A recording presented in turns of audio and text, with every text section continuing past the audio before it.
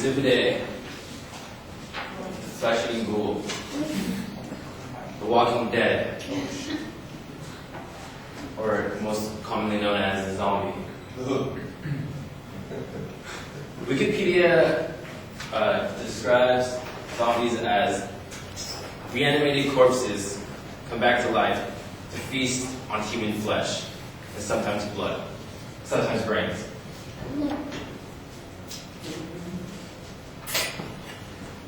Luckily today, I'm going to explain to you the 3 basic steps of how to prepare for the upcoming zombie apocalypse.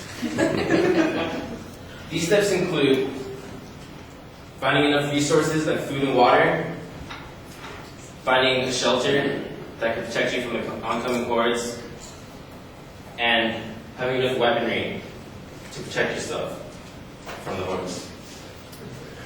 Now, when I say resources, I mean water and non-perishable foods, like peanuts, beef jerky, mostly canned foods. And I think the best place to find that at is Costco. So this is a map to the closest Costco. Where you're going to want to go down Lemon, and then make a right on Freedom Avenue, and you'll see it on the right.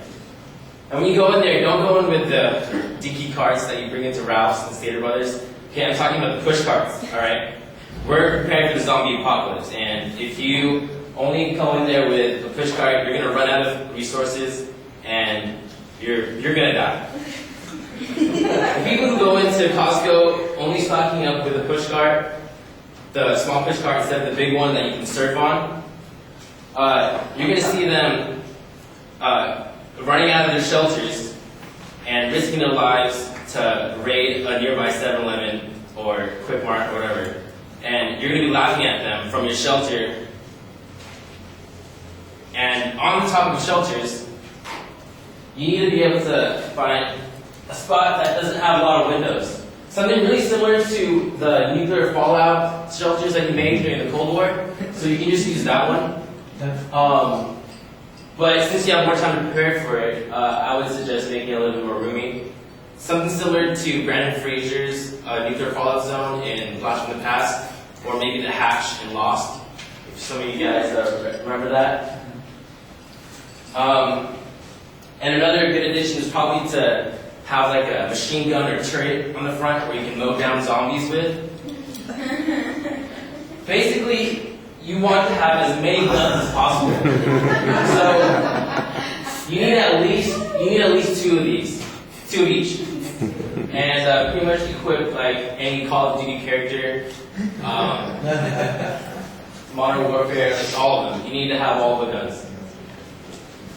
In a research study, 10 times out of 10, someone died because they didn't shoot the zombie in the head before they got eaten in the face. And something similar, if you can find something similar in all these photos of Alice from Resident Evil, is that she's holding a gun.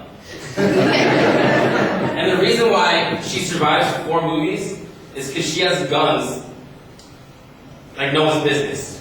Alright? So, a little disclaimer though, that before I conclude this speech, most of you will die.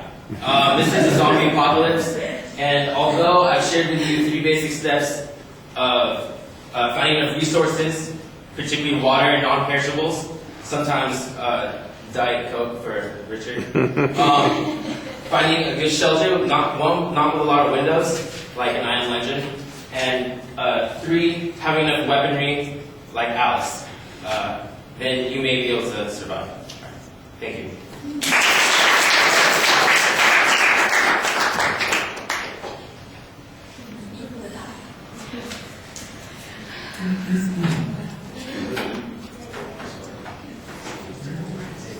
So I'll take introduction while I do.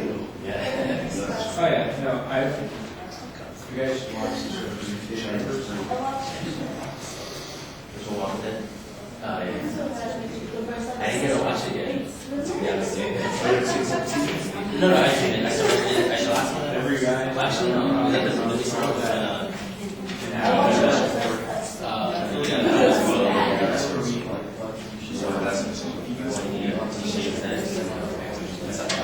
Yeah.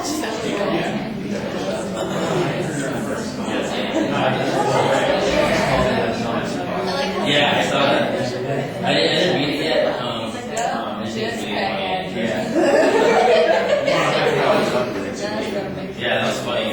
He likes the Bill Murray.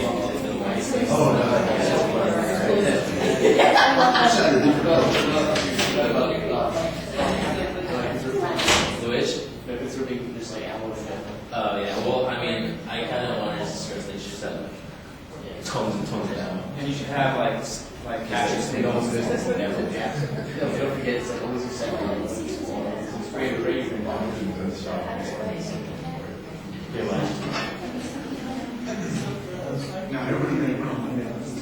Were there any shock sensors in the future? I saw like.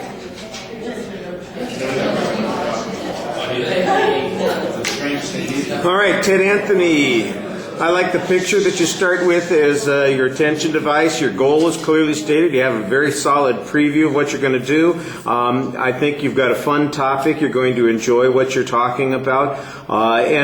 Sometimes I like the kind of stoic voice and expression that you have on your face to make the point. I think that works pretty well. There are a couple of things, though, that you need to do a little more effectively. One is to make the energy level a little bit higher and work on the pacing. This is one of those places where the same sort of thing, the practice might help a little bit, because it really feels like just as you're getting started with a subject, you hesitate and then you're moving to another idea, and it feels choppy as a consequence. And most of that is in the verbal pacing of the presentation.